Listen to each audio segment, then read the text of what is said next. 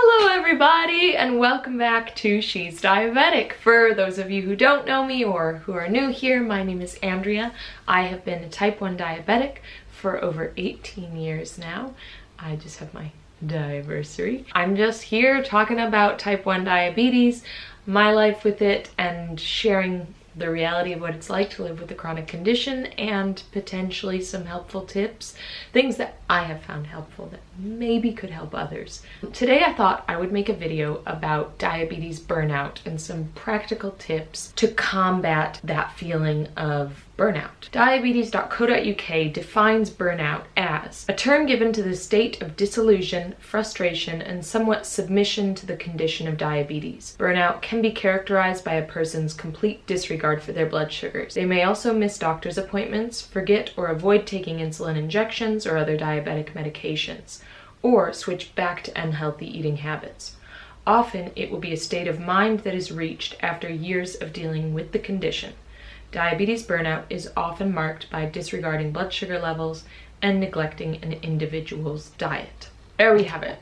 I define it sort of as just like I've had enough. I don't know what to do. Oftentimes it's when things that I'm doing aren't working. Oftentimes it's when other things are demanding a lot in my life and I can't give the attention that I need to give to my diabetes. It's times where I've been resentful of my diabetes for whatever reason. So yeah, that's the definition. That's been my experience. I recently had someone ask in an Instagram Q&A if I had ever experienced diabetes burnout, and I was almost not shocked by the question, but I was like, of course I have.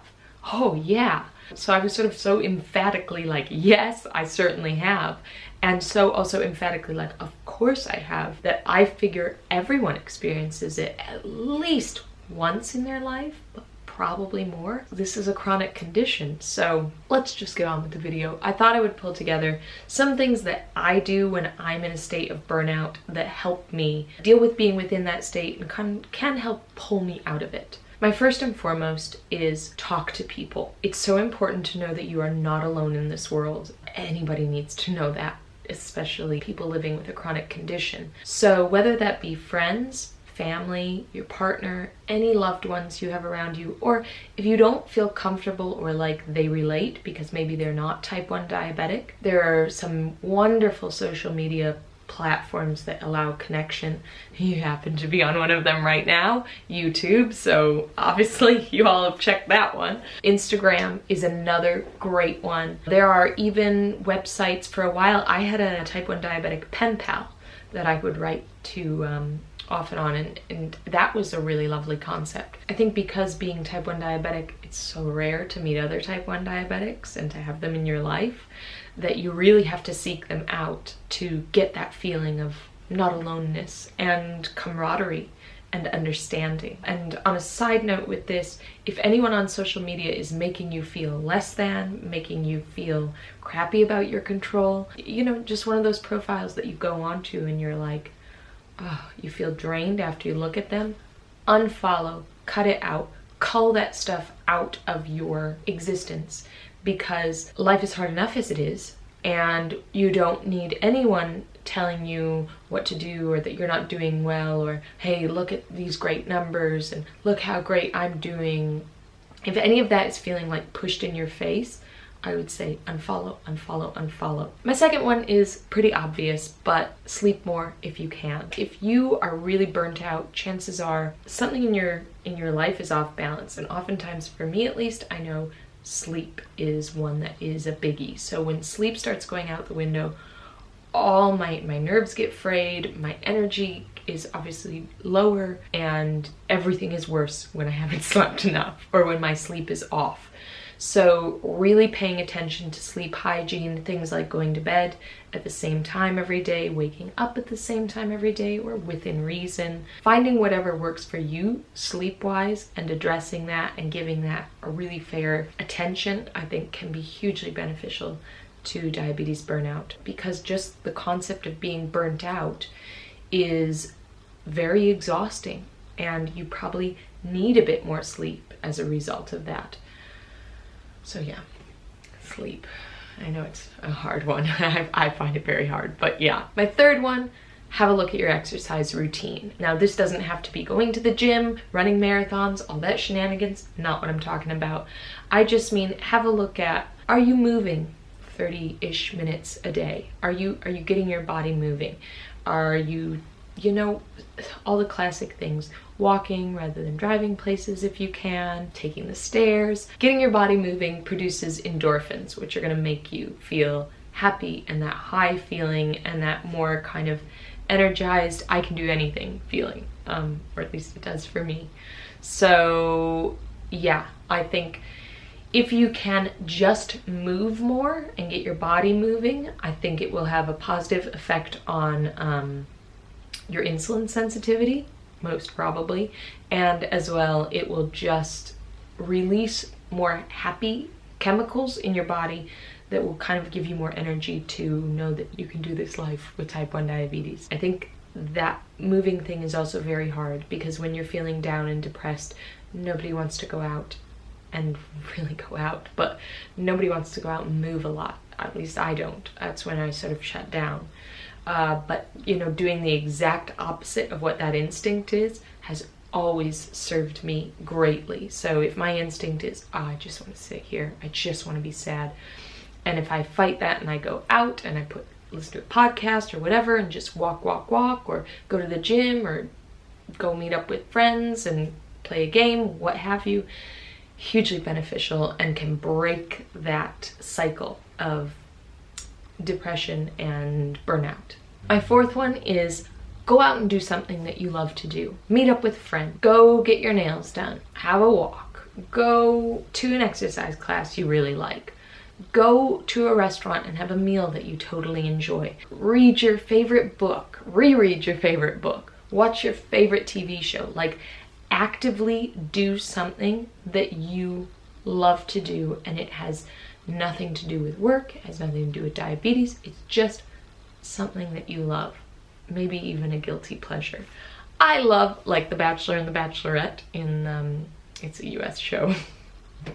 I love it, and that is so kind of my guilty pleasure, but I love watching that and just kind of forgetting about my diabetes for a second because I get so engrossed in it because I love it so much. God, I'm really talking about how much I love The Bachelor and Bachelorette, but it's great comedy viewing. Just go and engage in something that you love that has no other potential value, but just that you love it, and therefore the value is unlimited, actually, if you love it. My fifth one, and this is very, I suppose, in at the moment, is practicing mindfulness and meditation. I am not gonna really go on about meditation, how to meditate, all that stuff. I ain't an expert. I just simply type in on YouTube 5-minute meditation, 10-minute meditation, 20-minute meditation, whatever. There are so many amazing videos and apps. There's the 10% Happier app. There's the Insight app. Insight app is free, actually, and it's brilliant. So mindfulness and meditation has been proven scientifically to do all sorts of wonderful things. I'm not going to get into the science of it because I simply don't know it.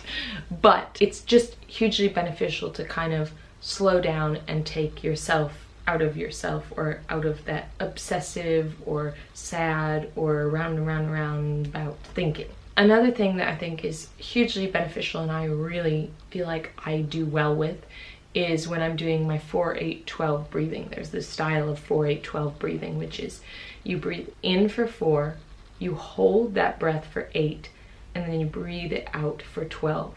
Again, there are apps, YouTube, easily you can find people that will guide you on this, and it really just is as simple as that. And that act of breathing slows everything down and just kind of brings you more into the moment, more present, again, less in the obsessive realm. And that's something that I really find really helpful. My sixth thing is another thing that's kind of in vogue at the moment, but so important, is to make a list of things you're grateful for. Now, this doesn't have to be hours and hours of sitting and listing and yada yada yada. It can just be, I like to do 3 things in the morning or 3 things in the evening that I just jot down that I'm grateful for. It can be as simple as I'm grateful for the bed that I sleep in. I'm grateful for my friend that I saw today. I'm grateful for the roof over my head. I'm grateful for my job. I'm grateful for the sun. I mean, all sorts, totally personal to you, and they don't have to be anything to do with your diabetes in order to serve a positive effect on your diabetes burnout. It's just that concept of thinking about things that you're grateful for can sometimes switch on a more positive outlook, and that I always find really helpful when I'm in a diabetic burnout phase, because if I'm in that phase, I'm probably not in the positive thinking phase, and therefore I need to kickstart that aspect of my brain. Another thing, sometimes, I don't know if this is helpful to you guys, but sometimes I just think, yeah, my pancreas doesn't produce insulin, and that's what's caused this burnout, and I'm really frustrated by that, and can be really resentful of it, all that stuff. But at the same time, I like to think about my other organs that work, and the fact that my eyes work, the fact that my heart works, the fact that my muscles are strong enough to get me up and moving, the fact that, my skin is the biggest organ in your body, I believe, that my skin is in a good shape and protects my organs. I know this might be sounding a little bit off in the weeds, and if it does, feel free to disregard this one, but sometimes I like to just get back down to really basics. I know this is probably going to sound kookspill, and maybe I'll just cut it out, but it's something that I do, and I thought I'd just share it. If it's not your cup of tea, please don't feel that you have to think about, your eyes that see. But I think sometimes that can be helpful. And my 7th one is to try to take stock of what's going on in your life. Almost every time I'd say that I've reached a point of burnout is when other things in my life have not been going well, or not been going how I want them to be. Maybe I'm frustrated with things at work. Maybe I'm frustrated with a relationship that I'm having, friendship, romantic, what have you. When other things are stressful in my life, sometimes I take them out on my diabetes rather than dealing with them face to face. It's a little bit, well, that's very bad. But yeah, like sometimes it's easier to feel frustrated with my diabetes and feel frustrated with that rather than focusing on the real frustration that's going on in my life. So if there's other stress going on in your life, maybe just have a think about things that you can do to alleviate that stress, change it, have a conversation, what have you, just to kind of support the surrounding of your diabetes. Diabetes is a chronic condition, and it affects every single day, hour, minute, second of our lives. It's innately going to be an aspect that one has to tussle with. And therefore, if you can eliminate other things in your life that you are having to tussle with, or address them, make changes, I think that can have a great knock-on effect to the feeling of burnout and to your feeling of self-care. And all this being said, please, please, please, if you're really struggling, please don't hesitate to reach out to your doctor, your endocrinologist. There are a couple different online hotlines you can reach out to if you're really feeling low. I'm gonna link these down in the description box. Even things like suicide hotlines, which may sound dramatic, but maybe some of you are at that point, and if you are, please don't hesitate to reach out. And if you aren't, know that you don't have to be there in order for it to be valid for you to reach out and ask for help. One time I was in an endocrinologist appointment, and she asked me about stress in my life, and I just broke down in tears, and I could not believe I had shown that emotion. I just couldn't get words out without crying, and then I was like, oh my gosh, this is so embarrassing. But the result of that was really amazing, because she referred me to 6 sessions with a counselor to deal with, specifically to deal with burnout and issues with dealing with my diabetes. And inevitably it was other stuff that was going on in my life that was wreaking havoc on my diabetes. A lot of what I learned from those counseling sessions was that A lot of things were feeling out of my control in my life, seemingly out of my control, and I wasn't able to deal with them. I was, but I didn't have the confidence to deal with them. And so I was putting an absolute stranglehold on the control of my diabetes. And that stranglehold was not sustainable, and it was burning me out.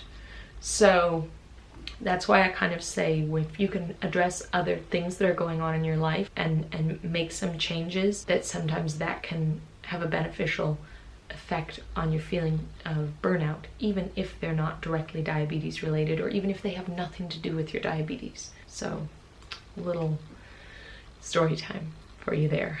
And that's pretty I really shared that, but I feel really good about sharing that too, because it just goes to show you, you guys probably think I'm like so positive and whatever on this channel, but I've gotten to the point where I needed to see a counselor specifically for diabetes burnout. It's not every positive person, or just because somebody has a YouTube channel, or just because somebody has an Instagram that's really successful. Not that I'm saying my YouTube channel is successful, but you know what I mean. Like, just because these people have these platforms where they produce this content that seems so positive and galvanizing, and they seem to have it all together. Well, they don't always. And I'm really glad I shared that with you. And I think I'll leave it there. Thank you guys so much for watching. Thank you guys for tuning in. Chances are, if you have come to this video, you are in maybe a bit of burnout phase. And if you are, I'm so sorry. And know that you will get through this, and it will get better. People are here for you. I'll be down in the comments below. Feel free to write me. Also, there's just such an amazing community down there in the comments section of people helping one another. So head down there, head to your social media, talk to people. Do not suffer in silence. You are not alone. I promise you that. Also, it's very normal to struggle. It's normal. So, on that note, I wish you guys, as always, wonderful blood sugars and correct boluses, all the rest of it. But most of all, I wish you a happy, healthy mind with it all. Thanks for watching. See you next time.